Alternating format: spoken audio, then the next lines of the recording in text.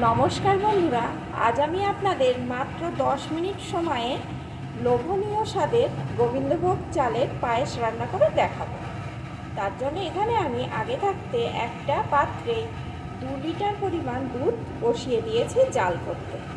এখন প্রথমে আমি এই দুধটাকে ভালো করে জাল করে নেব, একদম ঘন করে।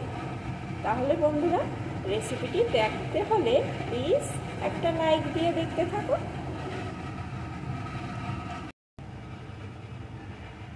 ওদিকে 2 লিটার দুধ জাল করতে বসিয়ে দিয়েছি, আর এদিকে আমি একটা পাত্রে 1 কাপ পরিমাণ গোবিন্দভোগ চাল নিয়ে নিয়েছি।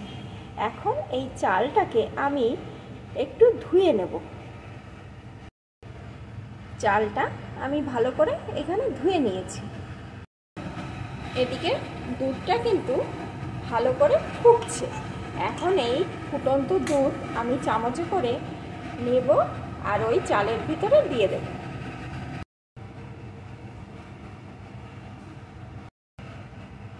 বেশ খানিকটা ফুটন্ত দুধ আমি এই চালের ভিতরে দিয়ে দিয়েছি। এমনভাবে দিতে হবে যেন চালগুলো দুধের মধ্যে সম্পূর্ণ ডুবে থাকে।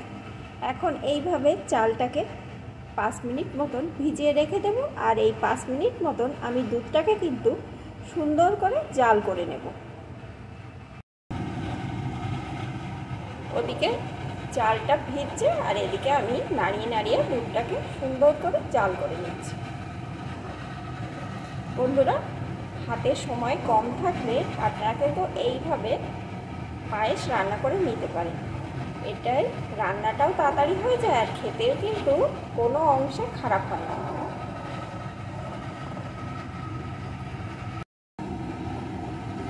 পাঁচ মিনিট এইভাবে নাড়িয়ে জাল করার পর দেখুন বন্ধুরা, দুধটা কিন্তু অনেকখানি কমে গেছে আর ঘনও হয়ে গেছে। আর ওদিকে চালটাও কিন্তু অনেকখানি ভিজেও গেছে।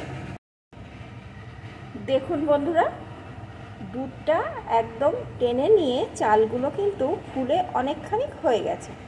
এখন আমি এই চাল শুদ্ধ দুধটা দুধের মধ্যে দিয়ে দেব।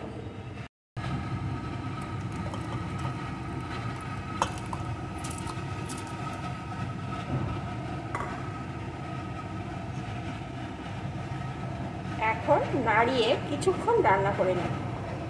আর কিন্তু খুব বেশি সময় ধরে আমার রান্না করা লাগবে না। কিছুক্ষণ রান্না করলে চালটা কিন্তু সম্পূর্ণ সিদ্ধ হয়ে যাবে। এই সময় আমি এর ভিতরে দিয়ে দেব একটু লবণ।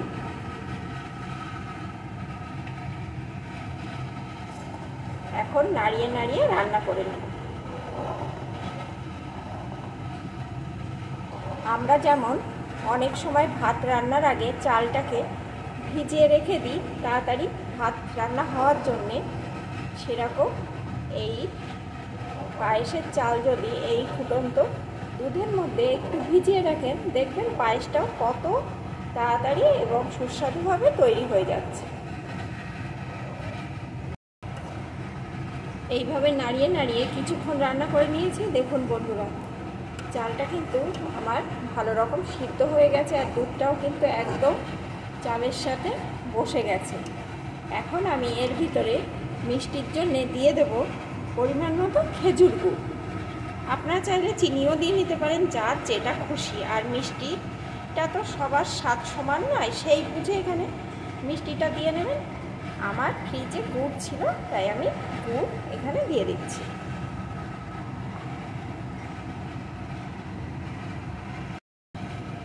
পরিমাণ মতো আমি এখানে গুড় দিয়ে দিয়েছি। এখন গুড়টাকে আমি ভালো করে মিশিয়ে নেব। গুড়টা আমি পায়েসের সাথে ভালো করে মিশিয়ে নিয়েছি। আমি কিন্তু এই পায়েসে কোনো রকম কাজু কিশমিশ কিছুই ব্যবহার করব না, কারণ পায়েসটা আমি আজ আমার মেয়ের জন্য করছি। আজ আমার মেয়ের জন্মদিন। আপনারা আমার মেয়েকে আশীর্বাদ আর দোয়া করবেন যেন ও সবসময় ভালো থাকে। দেখুন বন্ধুরা, পায়েসটা কিন্তু এখন আমার একদম রেডি। দেখুন কতটা লোভনীয় হয়েছে, আর একদম অল্প সময়ে আমার পায়েসটা কিন্তু রেডি হয়ে গেছে। এখন আমি নামিয়ে নেব বন্ধুরা। আপনাদের যদি আমার এই পায়েস তৈরির পদ্ধতিটা ভালো লেগে থাকে, অবশ্যই কমেন্ট করবেন আর লাইক করবেন।